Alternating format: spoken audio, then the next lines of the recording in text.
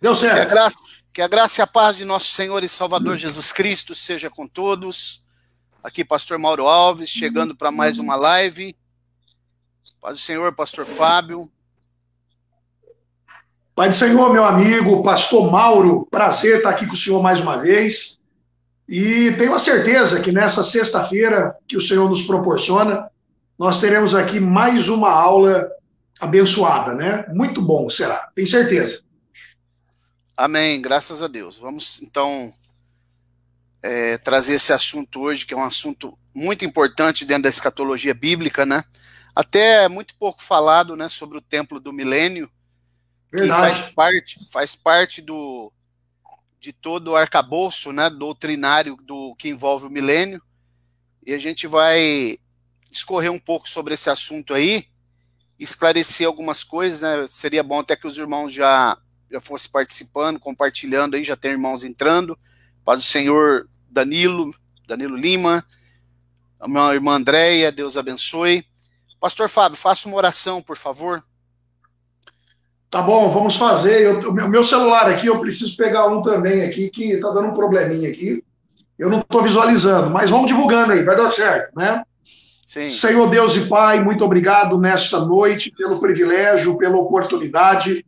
Mais uma vez nós estamos aqui, Senhor, para falar da Tua palavra, para comentar sobre seus oráculos, trazer, Senhor, explicações, Senhor, proporcionar através da Tua palavra conhecimento para aqueles que a amam, que têm sede dela. Senhor, abençoa neste momento a minha vida, a vida do pastor Mauro, teu servo, e que possamos, Senhor, ser instrumento para a glória e honra do teu nome. Te peço e te agradeço em nome de Jesus. Amém. Amém, maravilha, Pastor Fábio. A gente vai dar uma introdução aqui sobre o assunto. Eu até preparei uns slides aqui, não sei se eles vão estar no tamanho ideal, mas para a gente ilustrar alguma coisa. Se você me permite, Tércio, a paz do Senhor, meu amigo Tércio lá de Tupã, vamos fazer uma leitura aqui. Esse assunto, Pastor Fábio, ele é tão importante, embora muito pouco falado, que você sabe que o profeta Ezequiel, ele gasta 7 capítulos do livro dele para falar sobre esse assunto?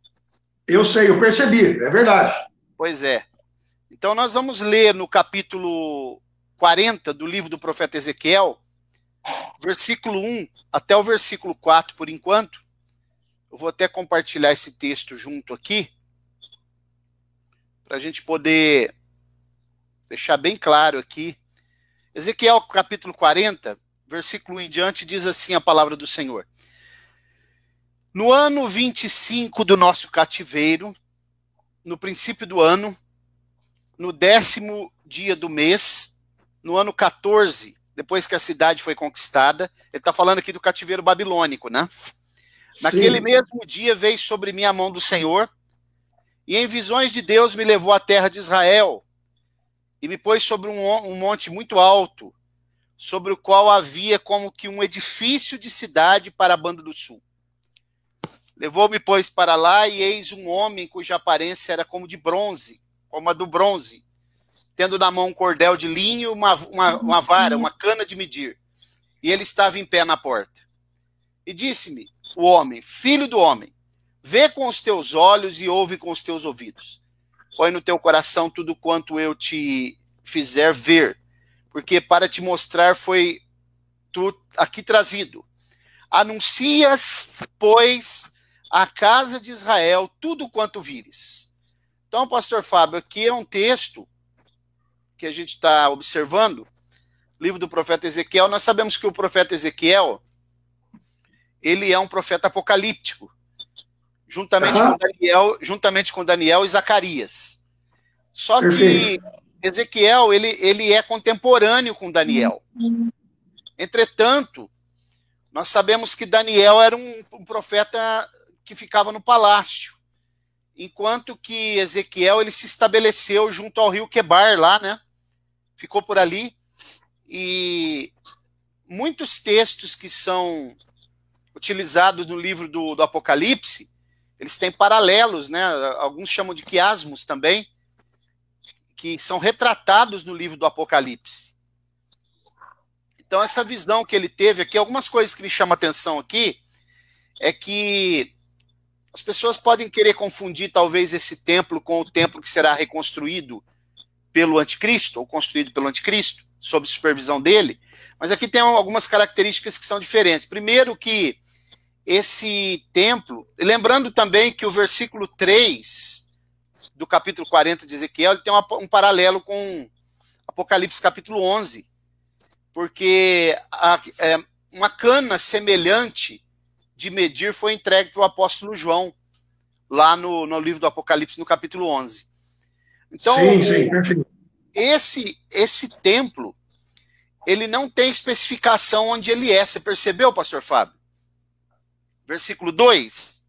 Especificação de localidade, o senhor está falando? Porque nós sabemos que o templo que vai ser reconstruído por ocasião da grande tribulação, e o primeiro templo que foi construído por Salomão e o segundo que foi construído por Zorobabel, nós sabemos que ele ficava no Monte Moriá, que é onde está a Mesquita de Al-Aqsa hoje. Antiga eira de Araúna, né? Mas esse aqui, a Bíblia diz no versículo 2, do capítulo 40 de Ezequiel, e em visões Deus me levou à terra de Israel e me pôs num monte muito alto. Observe que ele não está especificando. Sobre o qual havia como que um edifício de cidade para a banda do sul, provavelmente o Monte Sião aqui, né? Não o Monte Moriá. Então esse quarto templo, que é um quarto templo que vai ser construído, e nós vamos estar embasando bem sobre isso no decorrer agora do estudo, a gente vai perceber que é um outro templo, um quarto templo, e vai ficar muito claro também que o templo, por ocasião da grande tribulação, na primeira metade, ele é construído sob a égide do anticristo, enquanto que esse templo, o próprio Jesus é que supervisiona a construção dele, pastor Fábio. Queria que você já desse suas primeiras considerações.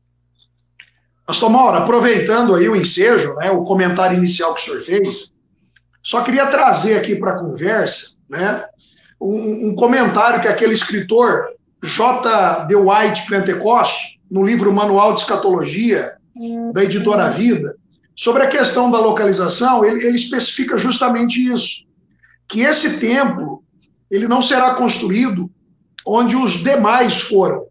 O senhor mencionou o Monte Moriá. Ele diz que vai ser num alto monte, num monte muito alto, né? Ele até, inclusive, cita o texto de Miqueias, capítulo 4, versículo 1.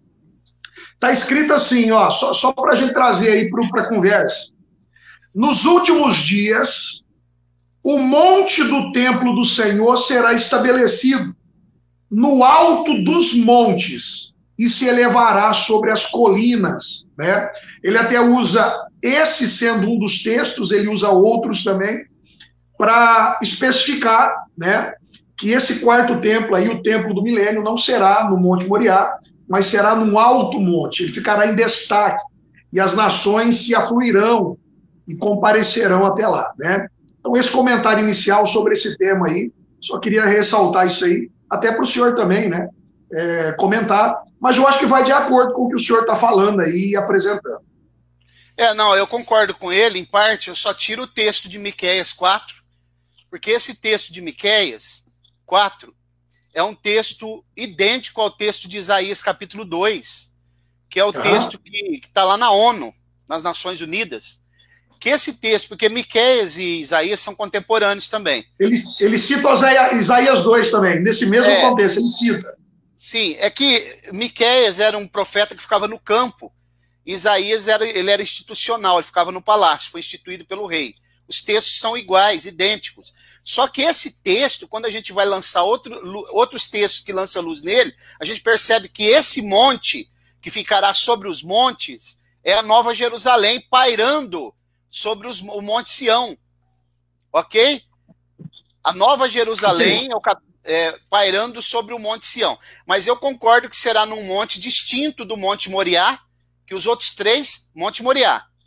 Templo de Salomão, o Templo de Zorobabel e o templo que será construído pelo Anticristo. Esse é no Monte Moriá. Agora, o quarto templo, ele é num alto monte, provavelmente o Monte Sião, porque A Nova Jerusalém, hoje, lá no céu, ela faz parte do complexo do céu, ela está sobre o Monte Sião. Sim. O Monte Sião original é no céu, que é onde está o trono de Deus, né?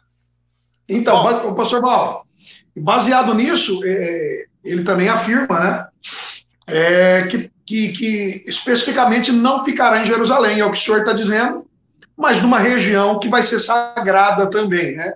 Vai englobar ali aquela região ali sagrada do inferno. É em Jerusalém. Muito bom isso. É em Jerusalém, mas fora da parte urbana ali, né? Especificamente mais afastada. É isso que eu entendi também. Muito bom. Bom, muito bem. Partindo desse pressuposto, pastor Fábio, caminhando, esse templo, ele se faz muito necessário a gente discorrer sobre ele, porque é um assunto muito importante. E também, eu vou destacar aqui, tem mais, mas eu vou elencar pelo menos 4 motivos, objetivos, o porquê que esse templo ele vai ser construído, né? Por quê? Qual o motivo de se reconstruir esse templo? Sendo que o templo que é construído pelo anticristo, provavelmente ele é destruído por ocasião da parousia. Quando Jesus vier e colocar o pé sobre o Monte das Oliveiras, vai acontecer um terremoto, está lá em Zacarias 14:4. E segundo Joel, capítulo 1, versículo 9, que eu até quero ler esse texto, Joel capítulo 1, versículo 9, provavelmente ele será destruído aquele templo por ocasião desse terremoto. Tá. O terceiro templo, né, eu tô falando. Sim. Aqui, ó. Verso 9. Está cortada da casa do Senhor a oferta de cereais e a libação. E o sacerdote... Pode falar, não, pode ir. Vou de novo, verso 9. Estava comentando aqui com a minha... Desculpa, pastor Mauro, minha esposa passou aqui, eu falei para ela, ó, compartilha lá com o povo. Verso 9. Desculpa. Está cortada da casa do Senhor a oferta de cereais e a libação. Os sacerdotes, os ministros do Senhor, estão entristecidos. Percebeu? Esse texto está acontecendo alguma coisa que interrompeu o trabalho no templo. No terceiro templo. Provavelmente a destruição dele. Né? Perfeito. Pois bem. Então eu vou elencar aqui pelo menos 4 motivos. Tem mais. Mas 4 objetivos do templo ser reconstruído. Primeiro, para que haja uma habitação para a glória divina, né? Para que possa ser promovida a santidade de Deus. Eu estou me fundamentando no Isaías 60, do 1 ao 7, né? E Ezequiel 43, 7. Dentro desse prisma aí, o pastor Fábio, por que é necessário que esse templo, a glória de Deus, seja promovida e a santidade de Deus? Porque muitas vezes, no mundo que nós vivemos, a santidade de Deus ela é ultrajada, colocada em xeque, né? Profanada pela humanidade. Entendi, verdade. Até por muitos que se autodenominam filhos de Deus, né? Então, um dos objetivos é para que a glória de Deus e a santidade dele possa ser promovida. Segundo, para perpetuar também o memorial do sacrifício. Os sacrifícios, eles vão acontecer, mas de forma memorial. Como nós fazemos a ceia hoje. Não é para que haja perdão de pecados. Não é porque nesse período, pastor Fábio, alguma coisa muito interessante vai acontecer, porque existem pessoas que até acreditam, né, que esse templo ele possa ser um outro templo, como eu falei, né? Alguns acreditam que esse templo são as bênçãos de Deus sobre a igreja, sabia? Não acreditam que é um templo literal. Mas nós vamos ver agora, eu quero ler um texto aqui agora, para mostrar que Zacarias capítulo 3, versículo 8, para mostrar que Jesus ele é chamado de renovo, e é o renovo que vai supervisionar a construção desse templo. Zacarias, capítulo... É um dos nomes de Jesus do milênio, né? Renovo, exatamente. E é renovo com letra maiúscula, toda com letra maiúscula. Zacarias 3 e 8.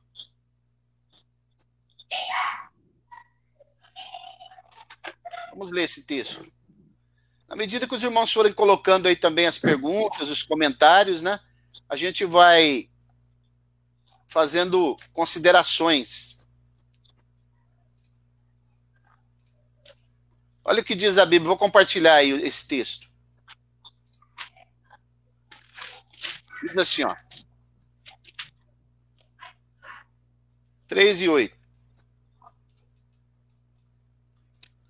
Ouve, pois, Josué, sumo sacerdote, tu e teus companheiros, que se assentam diante de ti, porque são homens portentosos. Eis que eu farei vir o meu servo o renovo. Pois eis que a pedra que pus diante de Josué, pois eis aqui a pedra que pus diante de Josué. Sobre esta pedra única são 7 olhos. Eis que esculpirei a sua escultura, diz o Senhor dos Exércitos, e tirarei a iniquidade desta terra num só dia. Percebeu como Jesus ele é chamado de renovo? Percebi. Tudo com letra maiúscula? Sim. Então esse é um dos objetivos. Jesus vai ser o que vai estabelecer a construção desse templo e ele vai estar supervisionando a construção, né? Vamos ver um outro texto para a gente entender bem. Capítulo 6 de Zacarias ainda, versículos 12 e 13.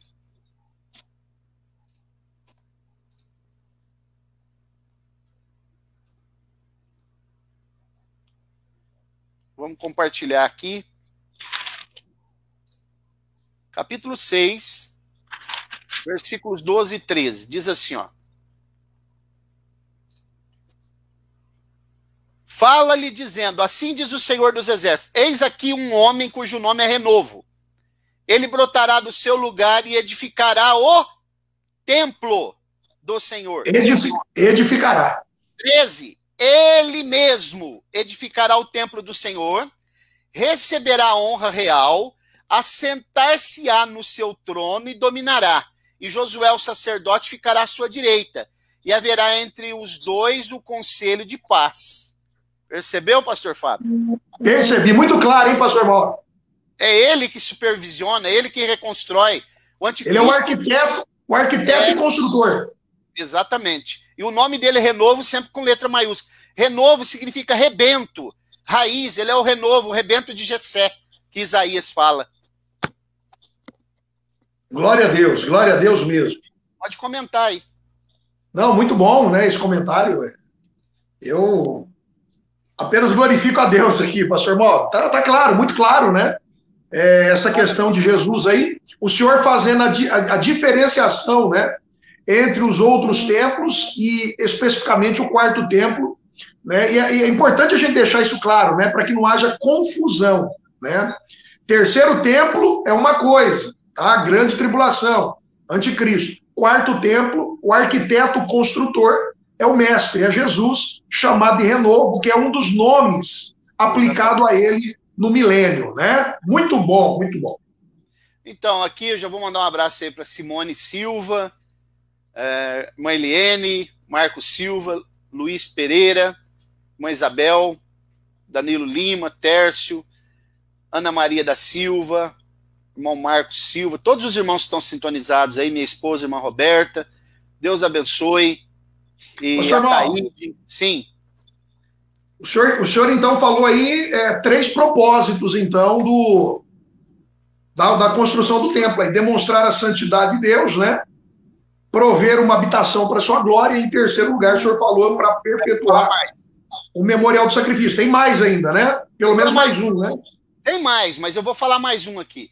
Por exemplo, também para prover vitória sobre a maldição. Tá, okay? Tá bom. Porque nesse período do milênio vai ocorrer uma explosão de vida. Até o Mar Morto vai ter vida, pastor Fábio.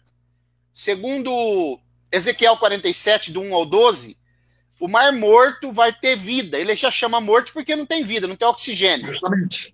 O Mar Morto ele tem 26% a mais de sal do que os outros mares, né? E ele fica abaixo do nível do mar, é interessante, né? E ele não tem condição de ter vida, mas quando a gente lê o capítulo 47 do livro de Ezequiel, a partir do versículo 1 até o 12, a gente percebe que vai sair do trono de Jesus lá em Jerusalém, sai águas vivas, que depois eu vou explicar de onde é. Ela corre e quando ela cair dentro do Mar Morto, ela vai trazer vida. E isso vai limpar, vai prover vitória sobre a maldição, né? Vai trazer vida. Pastor Val. Sim. Não interrompendo, desculpa aí, né? E é importante essa citação de Ezequiel capítulo 47, porque o senhor disse uma coisa no começo da live. O assunto de hoje é um assunto importante, mas pouca gente se interessa e pouca gente fala sobre ele. E o capítulo 47 de Ezequiel, na maioria das vezes, ele é pregado, ele é falado de forma isolada. E não se leva em consideração que o capítulo 47 de Ezequiel, ele está dentro do contexto do milênio. E é justamente no milênio que vai cumprir Ezequiel capítulo 47. Quer dizer, no que tange aquilo que envolve a construção do templo do Senhor. E poucas pessoas observam isso. Às vezes pregam Ezequiel 47, que acha a passagem muito bonita, mas não leva em consideração que isso acontecerá no milênio e que as águas brotarão do templo e darão vida ali ao Mar Morto, né? Ninguém destaca isso quase. Então, muito bom, isso é interessante. Prega e prega errado, né? Eu já vi pessoas pregando tudo errado isso daí. Justamente. É igual Ezequiel 37, falando que é a igreja, que Jesus está colocando espírito de vida na igreja, tudo errado, né? Por isso que precisa estudar, precisa sentar para aprender, participar de live como essa, sobretudo aqueles que são obreiros, né? O obreiro que ele não senta para aprender, ele não pode levantar para ensinar, né? Então, veja bem, pastor Fábio, o que eu já vi de crente cantando aquele corinho que diz: existe um rio, Senhor, mas não sabe o que rio é esse. Eles cantam, mas não sabem. Esse rio é o Salmo 46, há um rio cujas correntes alegram a cidade de Deus, o santuário da morada do Altíssimo, que é o rio, naqueles 4 rios, né, que sai do trono de Deus e cai em todo o universo, que a gente já explicou aqui, que tinha uma réplica no Éden. Você sabe que o Éden ele era quadrangular, né? Por isso que fala 4 braços do rio, porque era um quadrado. Ali é o primeiro lugar santíssimo estabelecido por Deus. É muito profundo isso daí. Então, agora eu vou entrar num assunto aqui. Pastor Fábio, seu pai já foi em Jerusalém, ele sabe do que eu vou falar. Lá em Israel. Israel tem uma fonte chamada fonte de Gion. Gion, né? Gion, nós falamos Gion. Essa fonte de Gion, ela é subterrânea. O que significa essa fonte? É o lugar onde Salomão mandou colocá-la, colocou Salomão sobre a mula dele. Salomão montando na sua mula é um tipo de Jesus montando no jumentinho, né? Perfeito. E ele vai para a fonte de Gion e ali ele é consagrado a rei. Isso está lá em 1 Reis, capítulo 1, do 33 ao 40, né? Por ali. 2 Crônicas 32, versículos 2 e 4. Essa fonte de Gion, pastor Fábio, ela está escondida, porque nos dias que, na época que houve cerco em Jerusalém por Senaqueribe, nessa época o rei Ezequias mandou construir um túnel para esconder, para eles não vir, porque quando eles se cercavam uma cidade, a primeira coisa que eles faziam era bloquear a água. Não tendo água, eles tinham que se render. Então, o que o rei Ezequias mandou fazer? Construir um túnel para poder canalizar essa água, para eles não poderem, para eles não virem, para ficar escondido e eles não contaminar a água. Essa fonte é a fonte de Gion, que passa por baixo de Jerusalém hoje. Glória a Deus. Águas cristalinas, né? E então, o que significa isso? Essa fonte de Gion, quem vai lá hoje em Jerusalém, eles nem olham, ela está coberta por vegetal, ninguém dá nem importância. É dessa fonte que vai sair, a gente pode ler depois, né, também o Salmo 147, verso 20, Isaías 67, é dessa fonte que sai essas águas que vão passar pelo trono de Jesus e vão cair no Mar Morto, pastor Fábio. Glória a Deus. Pastor Mauro, e o senhor comentando essa questão aí, né, de Ezequias, estudando o Salmo 46, 47 e 48, porque quando a gente lê a Bíblia, na epígrafe você não vê o nome do autor. E segundo a tradição, corrobora com o que o senhor acabou de dizer, a tradição diz que o autor do Salmo, né, é Ezequias. Justamente porque ele viveu essa situação toda contra Senaqueribe, né? Então, meu Deus, muito bom aí esse comentário que é histórico, né? A tradição corrobora e é importante aí para o que nós estamos falando, né? Até porque o Salmo 45, o Salmo 46, o 47 até o 49, eles estão interligados, esses salmos, eles são escatológicos, eles precisam ser estudados juntos, porque eles têm partes ali, né, que às vezes você lê, está falando de um outro assunto, mas eles têm partes que estão interligados um com o outro. Sensacional, muito bom, glória a Deus. Né? A palavra de Deus é tremenda, né? Exatamente. Bom, eu vou elencar aqui um quarto motivo, então, porque esse templo que talvez é um dos principais, porque esse templo deve ser reconstruído. Então, quem cantar agora, existe um rio, Senhor, já sabe, né, que agora onde esse rio passar, ele vai passando e ele vai purificando tudo, vai ter árvore, vai ter peixe no Mar Morto, vai ter plantas, vai ter vida. Então, observe, pastor Fábio, quarto motivo que eu quero elencar aqui é que vai haver um restabelecimento do sacerdócio universal, que é o plano original de Deus. Deus, ele tinha um propósito designado para Israel, porque você sabe que Israel ele é o tesouro peculiar de Deus, lá de Mateus 13. A pérola de grande valor é a igreja, mas o tesouro é Israel, ok? Ok. Então veja bem, o plano de Deus era que Israel, né, a priori, Deus elegeu Israel para que ele fosse referência para as outras nações, para as nações pagãs, que ele fosse um chamariz. E essas nações deveriam aderir ao sacerdócio universal que Israel ministraria e eles pagariam tributo para Israel. Esse é o plano original de Deus. Perfeito. Entretanto, por causa das inúmeras reincidências de desobediência, Deus precisou criar um sacerdócio universal, aliás, emergencial. E aí só as 12 tribos de Israel entraram nesse plano. Só Israel ficou. Entendi. Então, durante o período do milênio, vai se restabelecer o sacerdócio universal. Você sabe que Davi, ele anseia por esse sacerdócio quando ele escreve o Salmo 45. No verso 5, no verso 11, né? Aliás, no Salmo 42, o verso 5 e o verso 11, e no Salmo 43, verso 5, há um anseio do salmista por essa volta do plano original de Deus. Então, o sacerdócio universal é exatamente um ponto muito importante. Isso aqui as pessoas precisam saber disso daqui, que nós vamos tocar aqui sobre a questão do sacerdócio universal. O que é o sacerdócio universal e como que ele vai funcionar, né? Como que esse sacerdócio vai estar em atuação? Você sabia que durante esse período, pastor Fábio, eu vou até colocar um slide aqui para a gente dar uma olhada. Vamos lá. Esse plano original de Deus, né? Que é muito importante. Vamos dar uma olhada aqui no... Vou colocar um slide aqui para a gente ver. Compartilhar aqui. Vamos lá. Vamos lá.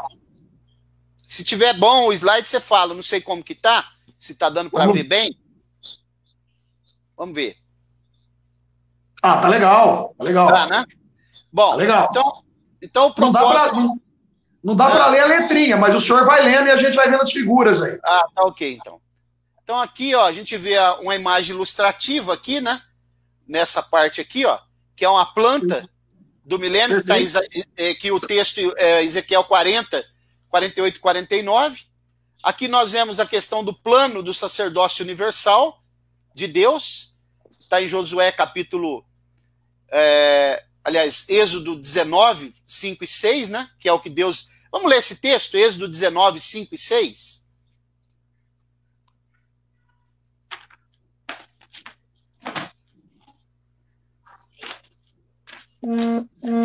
Olha como diz o texto. Vamos compartilhar aqui.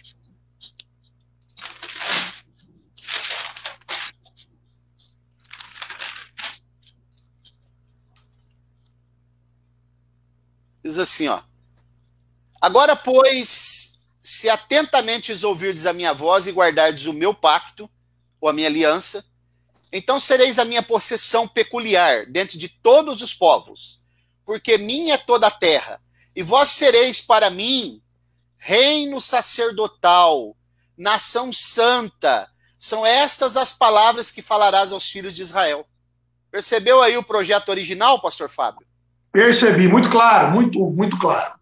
Mais um texto, só para a gente embasar bem isso daqui, que eu quero mostrar, o Salmo 147 e o verso 20 também. E é muito bom que as pessoas que estão nos ouvindo aprendam sobre isso, pastor Paulo. Sim. Né? De que não somente a tribo de Levi, mas o projeto original é para que todos sejam, né? Todos. Exatamente. O plano de Deus é que todos fossem, né? Glória a Deus, sensacional. Vamos lá. Salmo, vamos ler o Salmo 147 e o verso 20.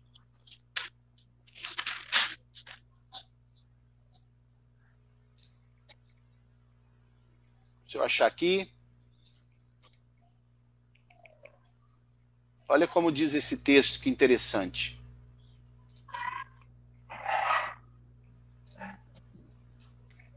Ó, não fez assim a nenhuma das nações, e quanto às suas ordenanças, elas não as conhecem. Vou ler o 19 também para a gente entender. Ó. Ele revela a sua palavra a Jacó, e os seus estatutos, as suas ordenanças a Israel. Aqui essa palavra Israel é uma adição, é um complemento ao nome Jacó. Né? Okay. Não é que ele não mudou o nome, ele adicionou o nome Israel. Verso 20. Não fez assim a nenhuma das outras nações, ó. Quanto às suas ordenanças, está falando de sacerdócio, lei, elas não as conhecem, louvai ao Senhor. Percebeu como que Israel é a nação santa, escolhida por Deus para ser um sacerdócio universal? Esse é o propósito do milênio, do templo do milênio, para voltar a se realizar justamente. Vou voltar no slide aqui, quero que você faça um comentário aí.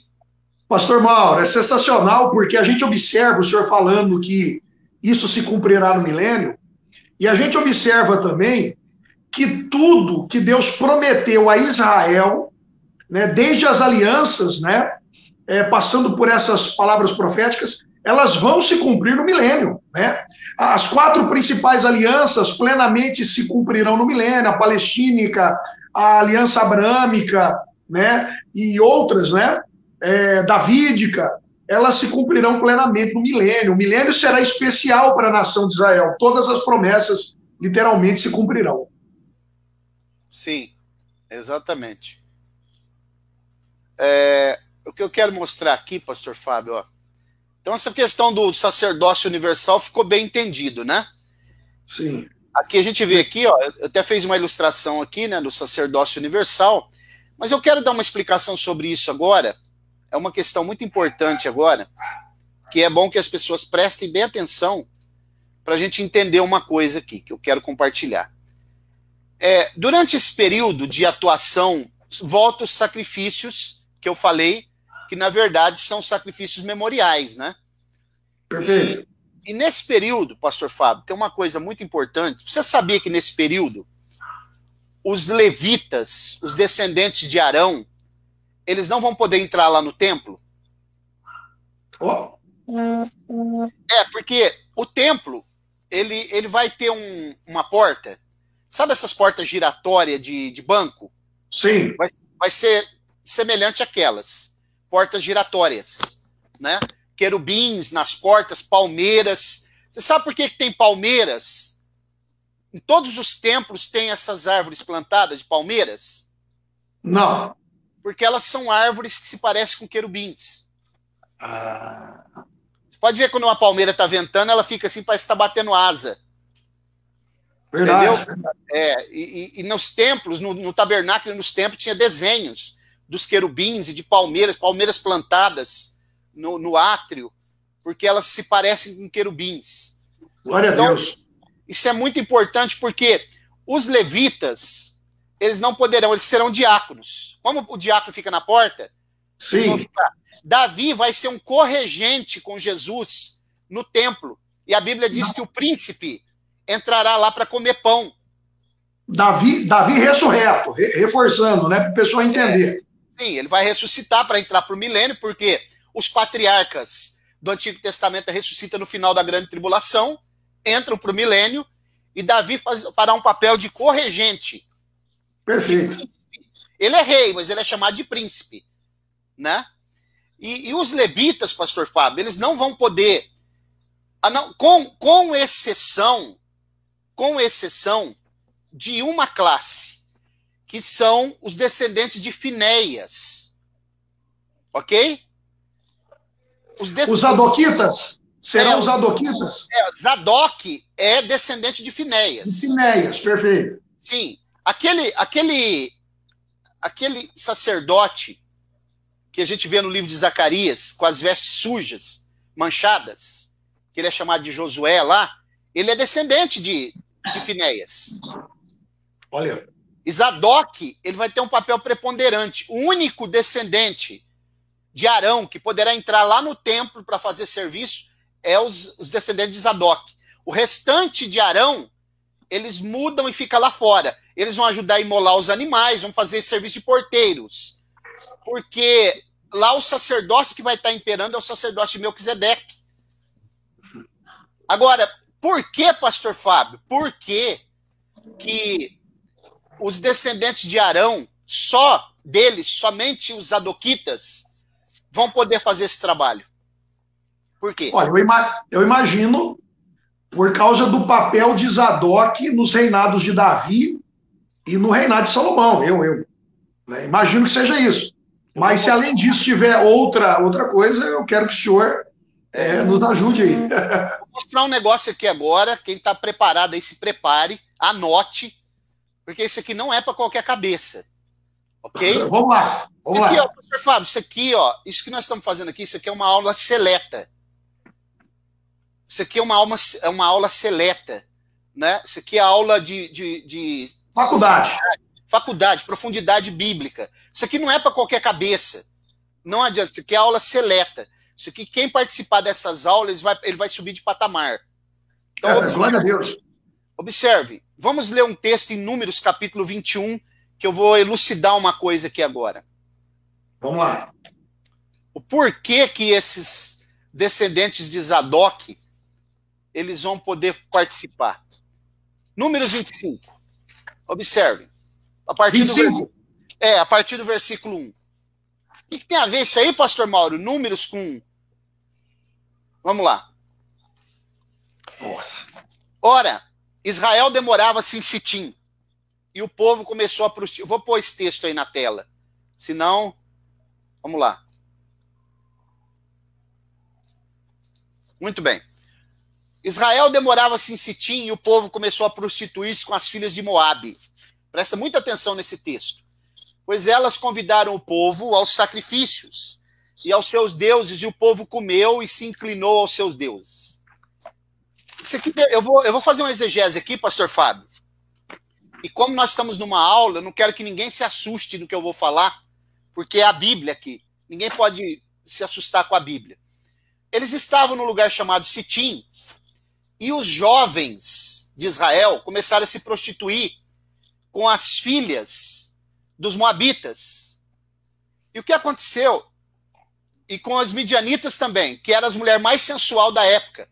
Inclusive, elas faziam cultos, eram sacerdotisas no templo. Versículo 2, elas convidaram o povo ao sacrifício, seu Deus, o povo comeu e inclinou aos seus deuses. Inclinar os seus deuses aqui, eles comiam, pastor Fábio, e depois eles faziam suas necessidades fisiológicas, eles faziam toda a sorte de imoralidade, ato sexual e também necessidades fisiológicas. Era terrível esse tipo de culto aqui. Versículo 3. Vamos lá. Porquanto Israel, junto a Baal Peor, se ajuntou, e a ira do Senhor se acendeu contra ele. Você sabe o que significa a palavra Baal Peor, pastor Fábio? Baal Peor de cabeça, agora não. Baal é uma divindade, mas o Peor não sei. Isso aqui significa o Senhor da fenda. O Senhor, isso aqui é um culto específico ao órgão genital feminino. O Senhor da fenda. Exatamente. Versículo 4. Disse, pois, o Senhor a Moisés: toma todos os cabeças do povo, enforca-os ao Senhor diante do sol, para que a grande ira do Senhor se retire de Israel. Olha aqui. Então Moisés disse aos juízes de Israel: mate cada um seus homens, que se juntaram a Baal Peor. E eis que veio um homem dos filhos de Israel e trouxe seus irmãos, uma midianita, à frente, à vista de Moisés e de toda a congregação dos filhos de Israel, enquanto estavam chorando à porta da tenda da revelação. Observe que o povo estava chorando, pranteando, tamanho era a profanação que estava acontecendo. O que esse cidadão faz? Ele pega uma mulher midianita e passa e desfila diante de Moisés. E Moisés não tem reação, pastor Fábio. Olha bem. Por que Moisés não tem? Porque Moisés era casado com a midianita. Moisés não tinha moral aqui nesse caso para reprimir ele. Se falasse alguma coisa, ele ia dizer assim: não, peraí, você também é casado com a midianita, que era justamente a filha de Jetro, né? Zípora. Zípora, exatamente. Pois bem, vamos lá. Versículo 7. Então,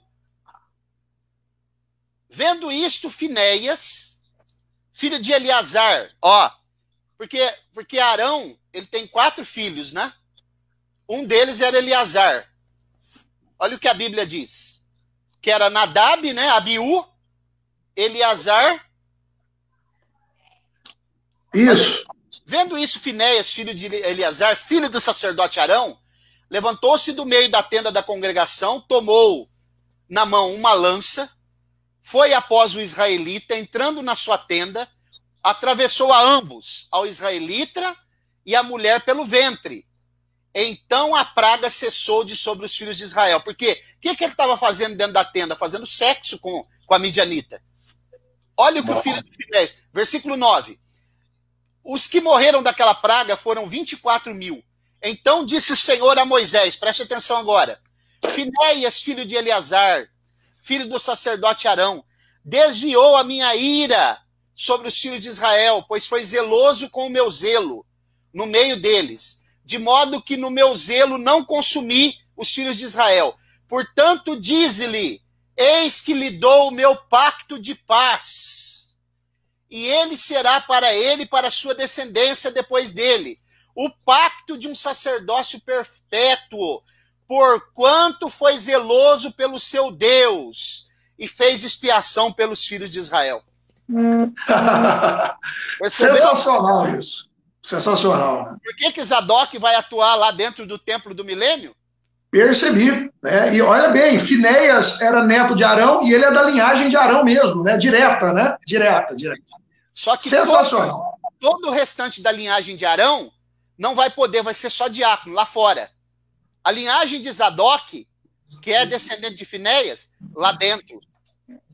Que coisa, hein?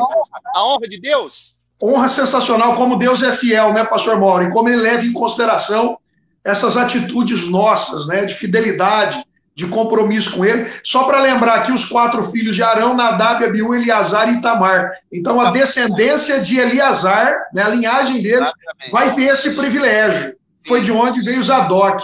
E outra coisa, pastor Mauro, eu citei aquilo, depois você vai ver, né, essa linhagem de Eleazar, o próprio Zadok lá com Davi, com Salomão, a atitude dele também de honra ali, né? O posicionamento dele moral, ético, né? Para com o rei Davi, né? Esse Zadok é justamente aquele que vai junto com Salomão, quando Salomão é consagrado lá em Gion. É verdade, justamente. Entendeu? Na fonte sensacional. A palavra de Deus é tremenda, e a gente junta essas peças, né? A palavra de Deus está interligada, conectada. Por isso que eu estou dizendo, quem está participando desse estudo vai subir de patamar. Isso daqui não é para qualquer cabeça. Isso aqui é para quem ama a palavra de Deus, para quem vivencia, crê nessa palavra e debruça nela dia e noite. Meu Deus. Glória a Deus. Bom, caminhando um pouco mais, pastor Fábio, não sei se você tem mais alguma consideração, eu quero falar um pouquinho agora, eu vou mostrar o slide aqui, ó, sobre a porta dourada. Como eu disse, vai ser a porta do templo, ela é giratória, né? Sim. Elas são portas giratórias. Então eu quero mostrar aqui como que essa porta dourada, ela tem uma preponderância muito grande dentro desse assunto. Deixa eu abrir aqui para a gente compartilhar. Olha essa porta dourada, não sei se está dando para ver bem, pastor Fábio. Aqui, ó.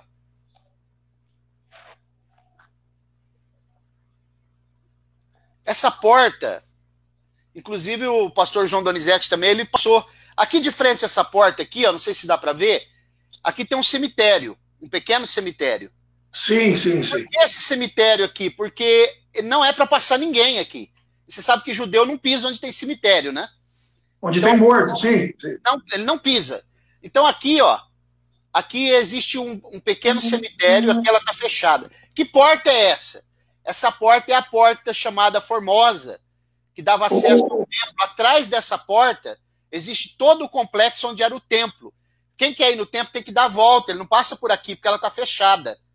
E lá atrás, atrás do complexo, tem um monte, o Muro das Lamentações, que é o pedaço que sobrou do templo no ano 70. Essa porta, esse cemitério não está por acaso aqui. É para não passar ninguém, porque a porta está fechada. Porque Jesus entrou nessa porta na entrada triunfal. Essa porta, durante o milênio, ela vai se reabrir. Então, como que eu sei disso? Vamos ler a Bíblia. Vamos ler. Porque Davi vai entrar por essa porta para comer pão. Vai entrar e sair. Vamos ler Ezequiel 43. Ezequiel 44.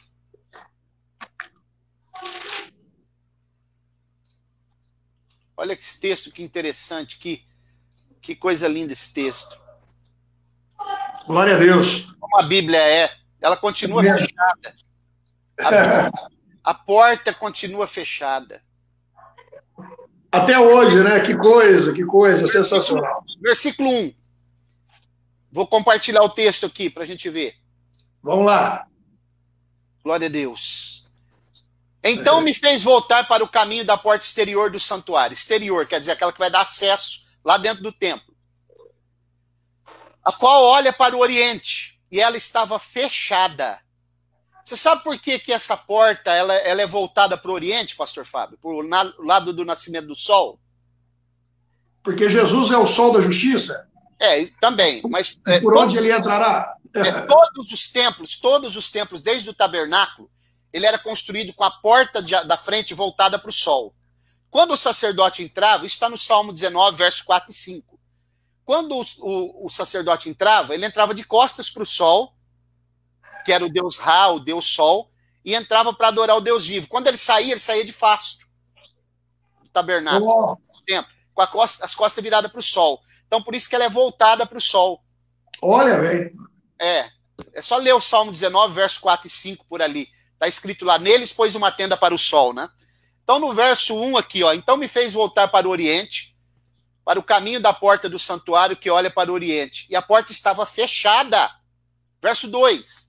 Disse-me o Senhor, esta porta ficará fechada. Não se abrirá e nem entrará por ela homem algum, porque o Senhor Deus de Israel entrou por ela. Entrou na entrada triunfal. Por isso ficará fechada. Versículo 3. Somente o príncipe, quem é o príncipe? É Davi, se assentará ali para comer pão diante do Senhor. Essa palavra Senhor aqui é a palavra Adoni, que se refere ao filho, né? Meu Senhor. A palavra Adonai é Senhor. A palavra Adoni é meu Senhor. pelo caminho do vestíbulo da porta entrará, e por esse mesmo sairá. Percebeu? Percebi. Sensacional esse texto, né? A porta dourada, ela está fechada hoje. E ela só vai se abrir durante o período do milênio. E essa porta virada para o leste, ela é a principal porta de entrada, né, pastor Mauro? Essa porta aqui, ela é a porta... Principal. Porque Jerusalém era uma cidade de 12 portas. Né? Então, ela é uma réplica da Jerusalém celestial. Então, ela entra, essa é a porta principal. Jesus entrou por ela na entrada triunfal. Hoje ela está fechada e ela permanecerá fechada. Como a Bíblia é, meu Deus, sensacional, né? É para dar glória a Deus, né, pastor Mauro? Como o senhor acabou de dizer, né? Pena que poucas pessoas, né, elas se interessam em assistir e em ver uma aula como essa, né?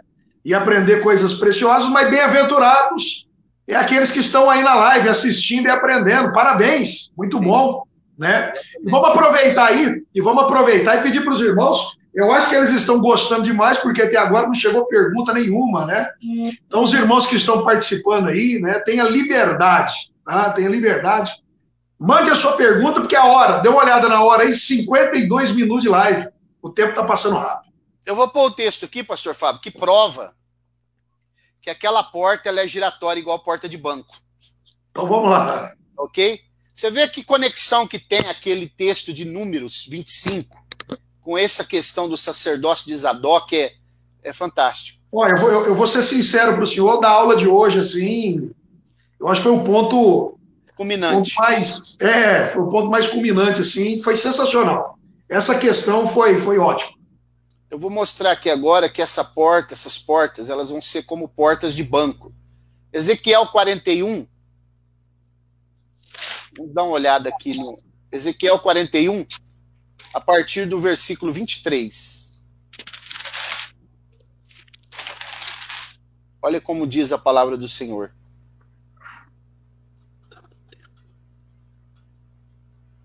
As ombreiras nas portas do templo eram quadradas, e diante do santuário havia uma coisa semelhante, a um altar de madeira de 3 côvados de altura. O seu comprimento era de 2 côvados, os seus cantos, o seu fundamento e as suas paredes eram de madeira. E disse-me, esta é a mesa que está perante o Senhor. Ora, a nave e o santuário, ambos tinham portas duplas. As portas tinham cada uma 2 folhas que viravam, 2 para uma porta e 2 para outra. Folhas dobráveis, justamente, está escrito no texto. Aquelas dobráveis. Você entra e ela vai girando. Meu Deus. Sensacional. Tem uma pergunta do Tércio aqui, ó. Quanto levará para construir o 3º templo? Isso daí, Tércio, é muito incerto, né? Provavelmente é a primeira metade da grande tribulação, porque quem vai supervisionar e estabelecer, dirigir isso daí é o anticristo, e ele provavelmente vai ser uma construção rápida, porque com essas construções pré-moldadas de hoje, não tem muita dificuldade, não. O 3º templo, você está perguntando, né? Se tiver mais algumas perguntas aí, vamos avançar mais um pouquinho aqui. Então, o templo do milênio, pastor Fábio, ele tem... É claro que esse assunto aqui nós estamos sintetizando, né? E é claro que tem muito mais coisa que a gente poderia falar, mas em síntese é o que nós falamos aqui, os objetivos principais, os sacrifícios voltarão como memoriais, né? Pastor Mauro. Sim. Só aproveitando aí, enquanto o senhor bebe uma água aí, essa questão do sacrifício é importante a gente ressaltar, porque os sacrifícios não serão pelos pecados, mas como memoriais, né? Porque as escolas amilenistas e pós-tribulacionistas, eles gostam de pegar esse texto para tentar, né, desmontar a nossa tese pré-tribulacionista.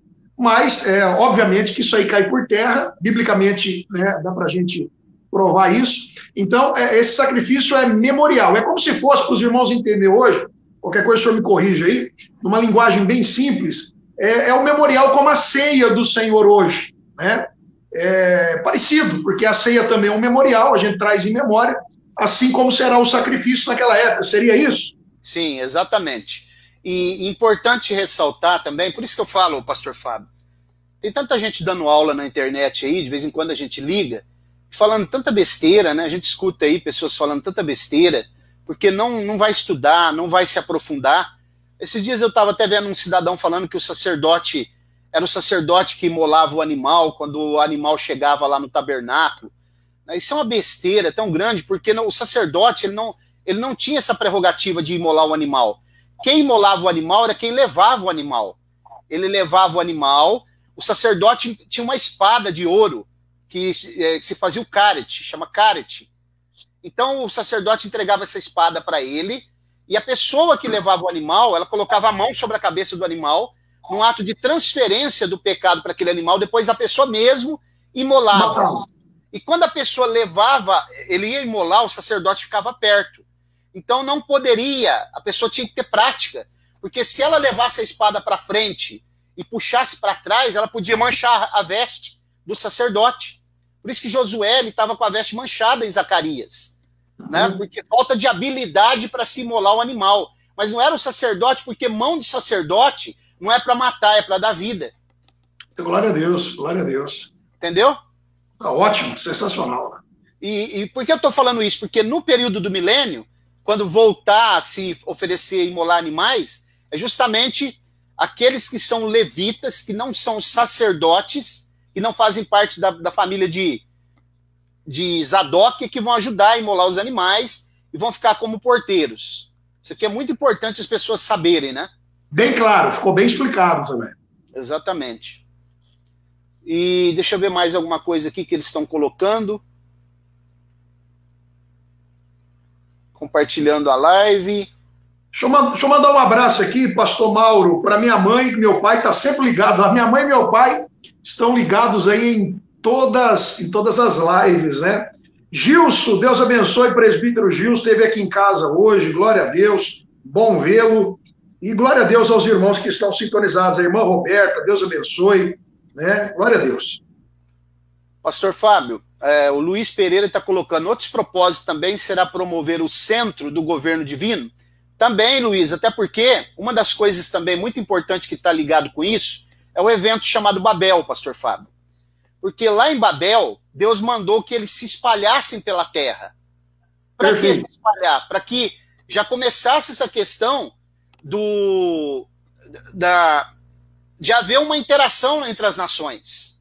Só que eles não quiseram, eles quiseram se estabelecer ali. Você pode ver que o evento de Babel é no capítulo 10 do Gênesis. Depois que acontece aquele grande problema que Deus precisa confundir as línguas, e aí eles vão se espalhar de uma forma ou de outra, eles tiveram que ir, e depois vai nascer os dialetos, todos de uma raiz só. No capítulo 11, muita gente pensa que é no 12, mas no 11, Abraão já é chamado. Por que Abraão é chamado? Para que Abraão fosse o pai da nação de Israel, para que o sacerdócio universal pudesse começar ali, para corrigir o evento de Babel. Maravilha, maravilha. Entendeu? Glória a Deus, né? Então esse é mais um dos propósitos aí do Templo do Milênio, né? Exatamente. Mais maravilha, sensacional, né? Glória a Deus. Como que eu sei que Abraão não foi chamado no capítulo 12 do Gênesis, mas no 11? É só ler o discurso de Filipe. Aliás, é o discurso de Estevão, antes dele ser apedrejado. Ele vai falar o local aonde ele foi chamado, que é antes do capítulo 12. Estevão vai deixar muito claro que ele é chamado lá no capítulo 11. Que ele vai discorrer ali, né, a história muito bem discorrida antes dele ser apedrejado, que é o primeiro apologista, né? Estevão é o primeiro apologista da história. Glória a Deus. E aí depois ele é apedrejado. Pastor Mauro, eu acho que vai ser colocado aí na tela. Meu pai fez uma pergunta aqui interessante, eu não sei quem que coloca aí. Não, é eu mesmo. Danilo? É o senhor mesmo? Vem do pastor João aí. Boa, ó. A última aí, ó. Deixa eu ver. Irmã Roberta, paz do Senhor, minha querida esposa, Deus abençoe. Tá aqui, ó. Esse sacrifício no templo do milênio será para os judeus e também para os gentios? A igreja não vai estar na Nova Jerusalém? A igreja está na Nova Jerusalém. Tipo assim, a igreja não, porque ela vai estar na Nova Jerusalém, é isso, né? A igreja funciona assim, ela fica na Nova Jerusalém. A Nova Jerusalém tem uma plataforma. Se precisar os representantes da igreja descer para tratar alguma coisa, que são os 12 apóstolos, eles descem por aquela plataforma. Se precisar alguém dos representantes de Israel subir na Nova Jerusalém, a plataforma desce também sobre o Monte Sião e ele sobe para tratar. Aí, esses sacrifícios eles envolvem os judeus e as nações que vão lá com representante uma vez no ano vão pagar tributo e vão observar, vão participar desses sacrifícios aí, tudo em memorial, que é uma questão memorial só. Isso aqui é muito importante, como a ceia hoje. Muito bem explicado. Então, tanto judeus quanto gentios, as outras nações, eles oferecerão esses sacrifícios lá, em forma de culto, de adoração ao Senhor Deus, né, ao Senhor Jesus. Maravilha. Até porque, pastor Fábio, se não for um representante lá uma vez no ano, você sabe que os muçulmanos, uma vez na vida, se ele tiver condição financeira, ele tem que ir lá na cidade de Meca, que é onde está, que é o Hajj, né? O Ramadã, que é onde está o túmulo do profeta Maomé, na chamada Pedra Preta. Agora, se ele tiver condição financeira, né? Porque existem 3 cidades principais para os muçulmanos. Primeiro, Meca, na Arábia Saudita. Segundo é a cidade de Medina, também lá. E terceiro é a cidade de Jerusalém. Que, segundo eles, em Jerusalém, Maomé teria recebido as tábuas. Não foi Moisés para eles, porque para eles o filho da promessa é Ismael, não é Moisés. Então, veja bem. Agora, no caso do milênio, não é uma vez na vida, é todo ano, toda nação tem que mandar um representante. Se não for um representante lá, segundo Zacarias 14:16, não chove naquela nação. Entendi. O senhor comentou sobre isso na aula passada, ratificando agora. Ótimo, ótimo. Sim. Então, eu acredito que, não sei se tem mais alguma coisa aí, né? Já estão com mais de 1 hora de live. E nós ainda vamos trazer o irmão Enio, Deus abençoe, a paz do Senhor, Cida Pereira, a irmã Cida, né? Deus abençoe, glória a Deus. E eu acredito que nós ainda vamos trazer muito mais assuntos aqui, não só sobre escatologia, né? Aqui tem uma pergunta do Tércio também. Com a descida da Nova Jerusalém, como ficará então a Jerusalém terrestre? Uma flutuando e a outra plantada no solo? Ô Tércio, ao contrário, né, do que os adventistas pensam, no seu caso, que a terra fica vazia aqui e o diabo preso, a terra fica habitada. A Nova Jerusalém, ela fica sobreposta sobre a Jerusalém terrena. Vamos até ler o texto lá que o pastor Fábio citou, né? É bom, muito bom a gente ler, que está lá em Isaías capítulo 2, eu quero ler, e Miqueias 4 também, que é o mesmo texto praticamente, né? Isaías capítulo 2, para a gente ter uma noção, ela fica lançando luz aqui, a Jerusalém terrena fixa aqui, e a Jerusalém celestial é como se fosse uma grande nave, Tércio. Capítulo 2, versículo 2, diz assim, ó. Vou compartilhar esse texto aqui para a gente ler.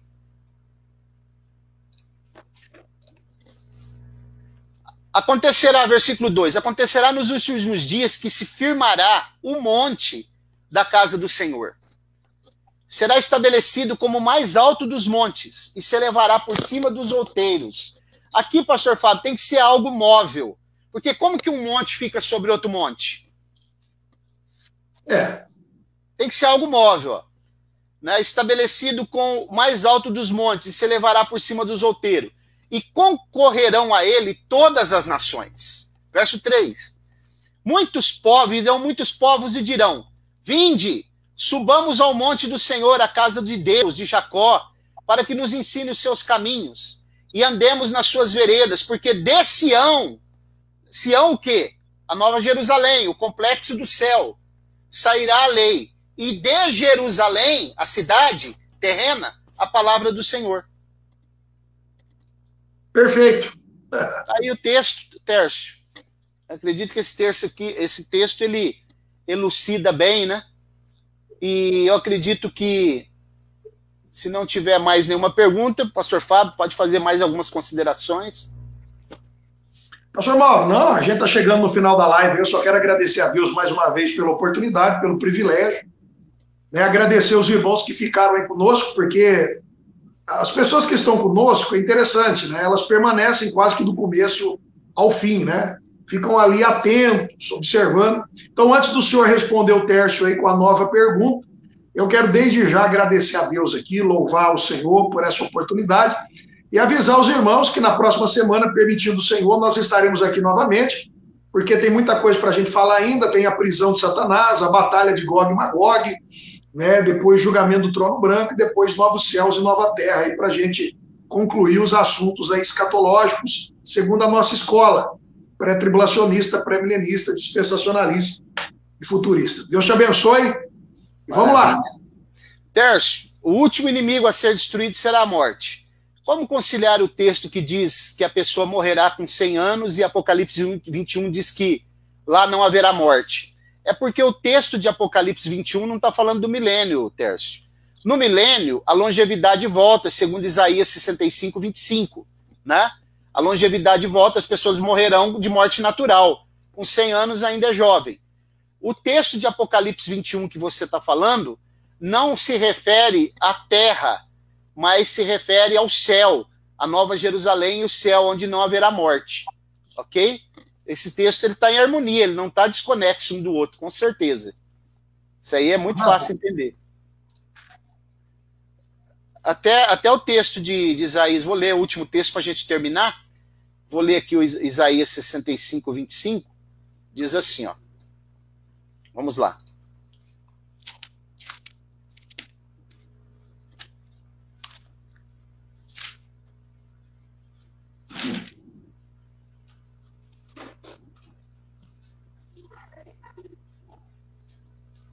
Eu acho que é Isaías 65, 25 mesmo, se eu não me engano, onde fala que ou é 65... Deixa eu só me localizar aqui. É o 20, pastor? Sobre a idade o senhor está falando? É o 20, né? É. Muito bem. Então aqui, ó. Vamos colocar esse texto aqui para a gente ler. Diz assim, ó. Não haverá nela criança de poucos dias, nem velho que não tenha cumprido os seus dias. Porque o menino morrerá de 100 anos, mas o pecador de 100 anos será amaldiçoado. E aí aqui você pode ver que todo o contexto ele está falando do milênio. Todo o contexto. Porque nós não acreditamos, Tércio, que no milênio a terra fica vazia e o diabo preso aqui. Eu até deixo uma pergunta para você aí. Se o diabo fica preso na terra e a terra fica vazia, quem é as nações que vai no final do milênio, quando ele é solto, que vão ser depois enganadas por ele, se a terra está vazia? Quem são essas nações, né? Mais aqui que ele colocou, a descida da Nova Jerusalém. Essa nós já lemos. Muito bem. Eu acredito que chegamos aí no término, né? Vamos colocar uma vírgula, porque as aulas vão continuar, pastor Fábio. E vamos orar, né? Peço que você ore, por favor. Senhor Deus e Pai, eu quero agradecê-lo. Senhor, louvar o teu nome pela tua bondade, pela tua misericórdia, porque o Senhor tem aberto os nossos olhos para compreender a revelação da tua palavra. Eu louvo a Deus por cada irmão também que está assistindo a live, não só agora, mas que assistirão depois. Senhor, abra os olhos, abra o entendimento, para que todos possam entender, compreender a tua palavra santa e bendita. Senhor, que haja também um despertamento em muitos nesses últimos dias, para que eles se interessem por essa palavra e por tudo aquilo que ainda há de acontecer. Pai, eu te agradeço pelo privilégio, abençoo o pastor Mauro, a sua família, o ministério dele, e continue com as tuas mãos estendidas, Pai, em nome de Jesus. Amém. Graças a Deus. Maravilha. Vou ficando por aqui, pastor Fábio. Deus abençoe. Um abraço e até a próxima, se o Senhor permitir. Tchau, tchau. Deus abençoe a todos. Abraço.